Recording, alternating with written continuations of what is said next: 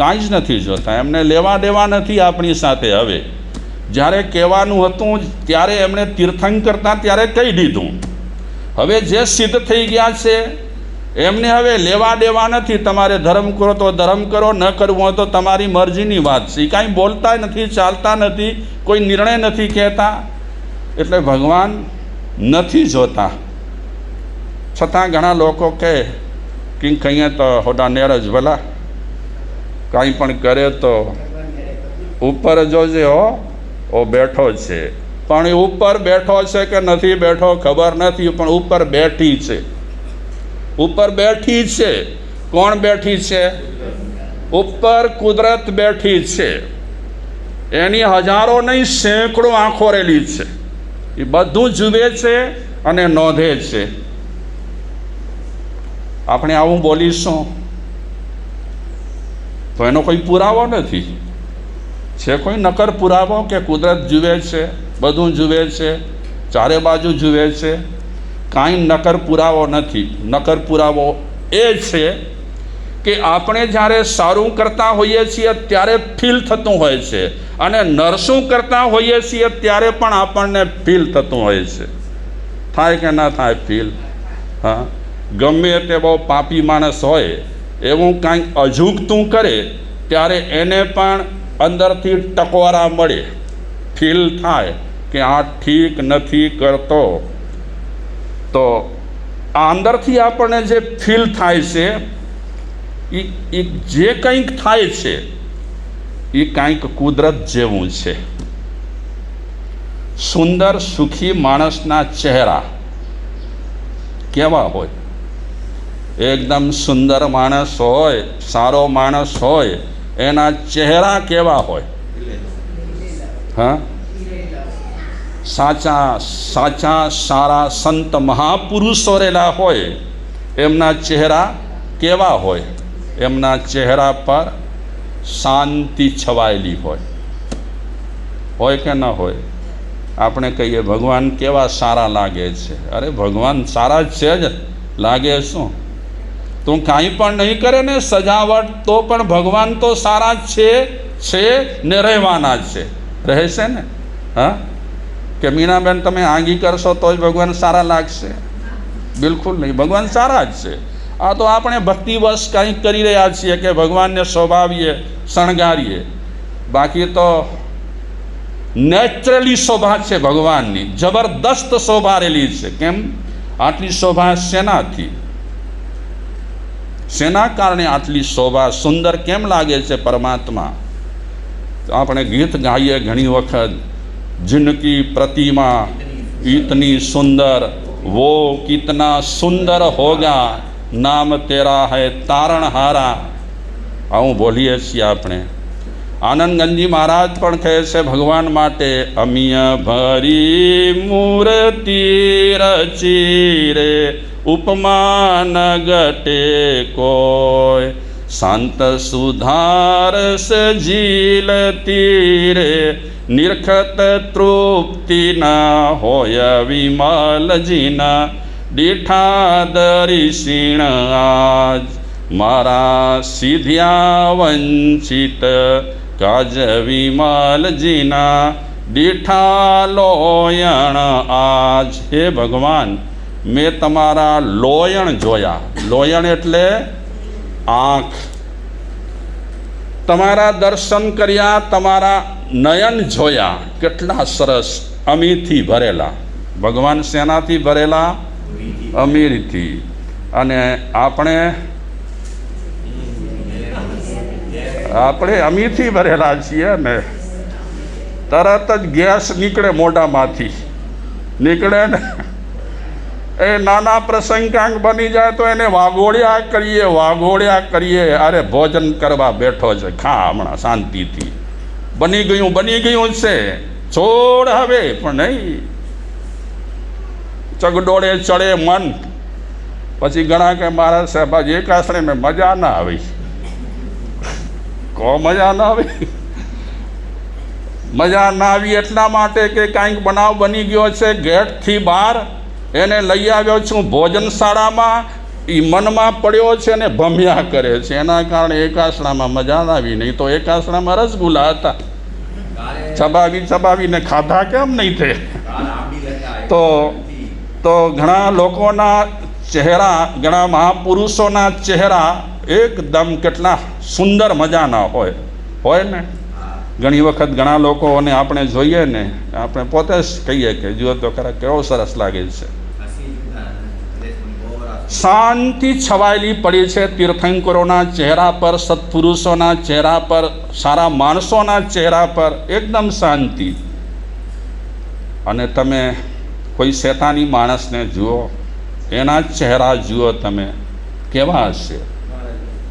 ઉદ્વેગ, ઉચાટ, માણસનો ચહેરો કહી દે. આમ તો ફિલ્મી ગાયનામાં કીધું છે, દિલ કો દેખો ચહેરા ન દેખો, हाँ, चेहरों ने लाखों को लूटा, दिल सच्चा और चेहरा झूठा, मगर चेहरा भी बोलता है कभी कभी. दिल तो बोलता ही है, साथ में चेहरा भी साथ देता है. अंदर सारू होय तो चेहरा पर सारू आवे, अंदर जो सारू न होय तो चेहरा पर सारू ना आवे. હકીકતમાં છે બ્યુટી પાર્લર મહાવીર ભગવાને ખોલ્યો જ છે. હા રમીલાબેન, હા, બ્યુટી પાર્લર મહાવીર ભગવાનનો ઊંચામાં ઊંચો છે. બોલો, તમે તડકામાં ગમે તેટલા રખડો ને, ગમે તેટલા તમે દાંડિયારાશ્રમો ને, ગમે તેટલો પરસેવો છૂટે, એક વખત તમે સરસ મજાનો મેકઅપ કરી લીધો પછી એ પરસેવો એનો કાંઈ હેરાન નહીં કરે.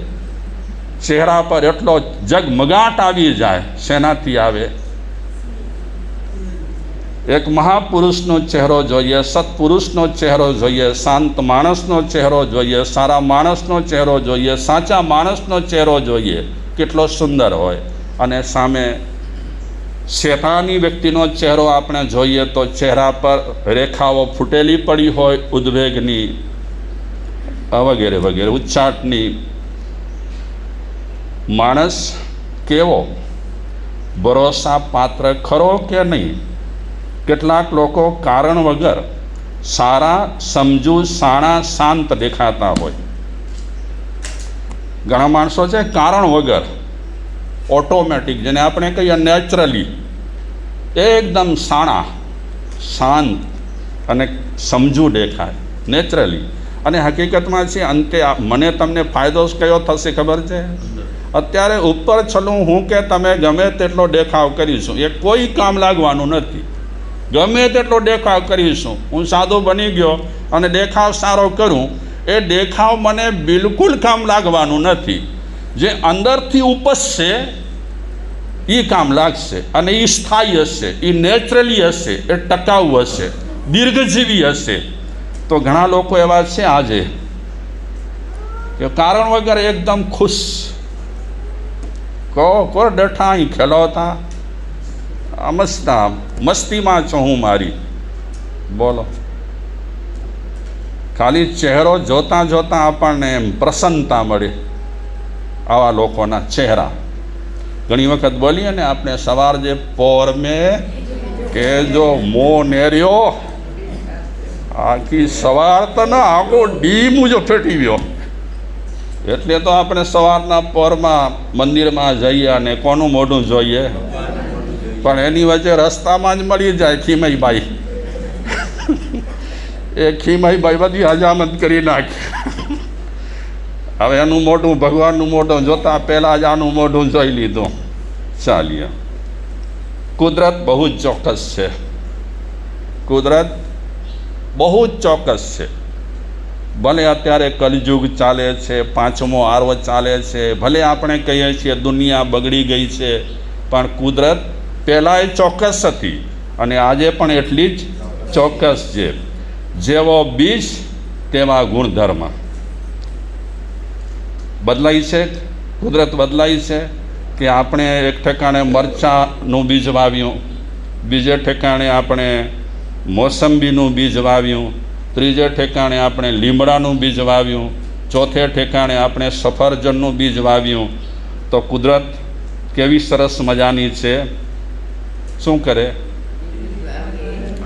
મરચાના ગુણધર્મ, ડબ્બુ મરચાં હોય, શિમલા મરચાં હોય તો એ પ્રમાણે ગુણધર્મ. પછી બીજા હોય સરસ મજાના ફળ ફ્રૂટ, તો એનામાં તે રીતે ગુણધર્મ કુદરત આજની તારીખે પણ નાખે છે. જરા માત્ર ફેરફાર કુદરતમાં નથી થયો. એક મેં હમણાં વાંચ્યું કે વર્ષો પહેલાં મરચાં તીખા હતા ને. ચાલો આપણે 50-60 વર્ષની વાત કરીએ, જ્યારથી જીવીએ છીએ ત્યારથી. જ્યારથી મરચાં ખાધા છે ત્યારથી મરચાં તીખા ને તીખા છે.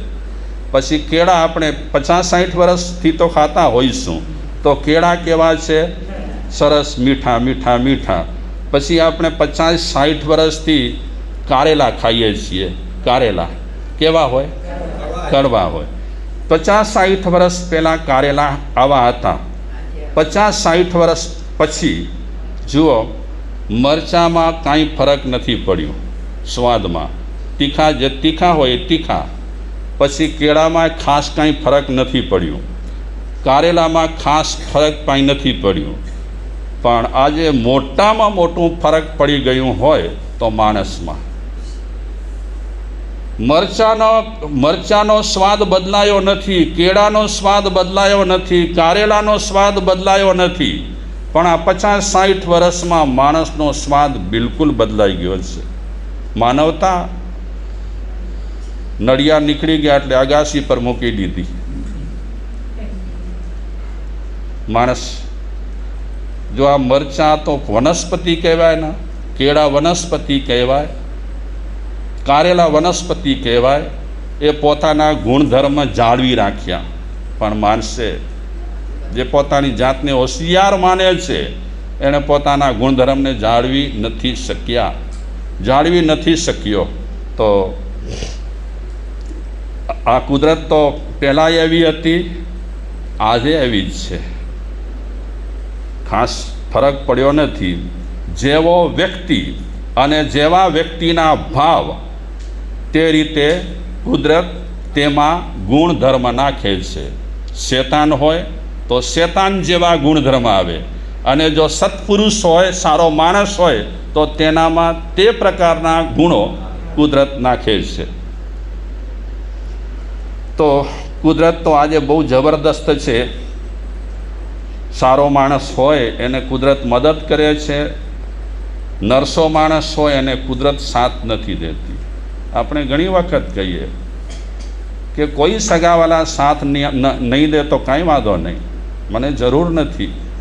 એ કોઈ સાથ દેવા માંગતા નથી તો ભલે ન દે, પણ કુદરત મને સાથ દેશે અગર હું સાચો હોઈશ. તો આવું આપણે વાક્ય અવારનવાર બોલતા હોઈએ છીએ. અને હકીકત છે કે કુદરત જે માણસ જેવો હોય તે માણસને તે રીતે આપે છે. શેતાન હોય તો તે રીતે આપે છે, અને સારો માણસ હોય તો તેને કુદરત તે રીતે આપે છે. અમારા મહારાજ કહેતા હતા કે કુદરત તો હાજરા હજૂર છે. ભગવાન હાજરા હજૂર થાય કે ન થાય, માતાજી હાજરા હજૂર થાય કે ન થાય, પણ કુદરત આજે પણ હાજરા હજૂર છે. કઈ રીતે? તો મારા સાહેબે એક નાનકડો દાખલો આપ્યો કે એક માણસ જંગલમાંથી પસાર થતો હતો. બહુ સારો માણસ, ભલો માણસ, નીતિવાળો માણસ, સ્વાર્થ વગરનો માણસ, સારો માણસ, સાચો માણસ જંગલમાંથી પસાર થતો હતો. રસ્તામાં એને તરસ લાગી, ખૂબ તરસ લાગી. એણે વિચાર્યું પાણી મળે તો સારું, જંગલ છે. તો આગળ વધ્યો તો એક કૂવો દેખાયો. એ ત્યાં ગયો, જોયું તો પાણી ઊંડું હતું. એ ભાઈને બહુ તરસ લાગી હતી, પ્યાસ લાગી હતી. વિચારે છે પાણી છે ખરું, પણ ઊંડું છે. થોડી વાર આમ જોયું, ત્યાં સુધીમાં તો પાણી ઉપર આવી ગયું પાણી.